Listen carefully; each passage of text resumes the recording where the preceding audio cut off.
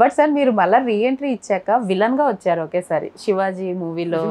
రజనీకాంత్ గారు అంటే ఏమంటారు కొంచెం బ్రేక్ తీసుకున్నారు కదా మధ్యలో, తర్వాత వచ్చారు. అప్పుడు రజనీకాంత్ గారితో విలన్ క్యారెక్టర్ అనిపించినప్పుడు ఎలా అనిపించింది సార్? అంటే ఆయన హీరో, మీరు మంచి హీరో అప్పుడు ఫామ్ లో.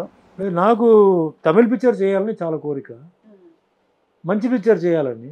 కరెక్ట్గా నాకు director Shankar, AVM banner, cameraman KV Anand, AR Rahman music, hero Rajinikanth.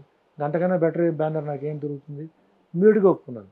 And Shankar పిక్చర్లో ఆయన అడుగుతానంటే వేషం లేకపోతే ఆయన అడగడు. సో అట్లా జరిగింది. రజనీ గారితో నాకేంటంటే ఇప్పుడు 78 నుంచి నాకు పరిచయం, మేము మంచి ఫ్రెండ్స్. మేము తమిళ్లో నాతో పాటు 3 సినిమాలు చేశారు, తెలుగులో నాకు 2 సినిమాల్లో గెస్ట్ రోల్ చేశారు ఆయన. సో నాకేంటంటే ఆ ఫ్రెండ్షిప్ ఉంది. సో నాకు రజనీకాంత్ భయం అంటే ఏం లేదు. భయపడతారు, సూపర్ స్టార్, ఆయన సీనియర్ అండి. నాకేంటంటే అది లేదు, ఎందుకంటే మేము ఆల్రెడీ చేసాం కదా, మాట్లాడుకుని చేసాం.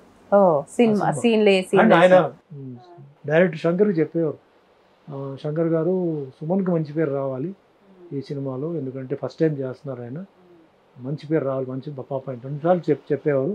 నైట్ టైంలో డబ్బింగ్ ఆయన చేసేటప్పుడు నా రీల్ చూసి నాకు ఫోన్ చేసేవారు, 2-3 టైమ్స్ చేశారు.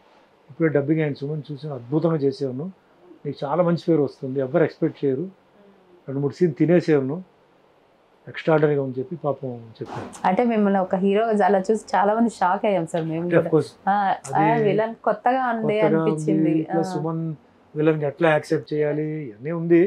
బట్ నా ఫీలింగ్ ఏంటంటే సినిమా ఆర్టిస్ట్ అయిన తర్వాత, ఒక క్యారెక్టర్ ఆర్టిస్ట్ అయిన తర్వాత ఇంకా దీని నుంచి మనం బయటకు వచ్చేయాలి. ఒకే క్యారెక్టర్ అని కాకుండా ప్రిపేర్ అయిపోవాలి. ఇప్పుడు వెంకటేశ్వర స్వామిగా చూసారుగా, ప్రిపేర్ అయ్యారుగా, చేశారు. అట్లా రేపు భవిష్యత్తులో కూడా వేరే క్యారెక్టర్స్ వచ్చినప్పుడు ప్రిపేర్ అయిపోవాలి. అంటే ఆర్టిస్ట్ ని ఎలా అయినా చూడగలగాలి.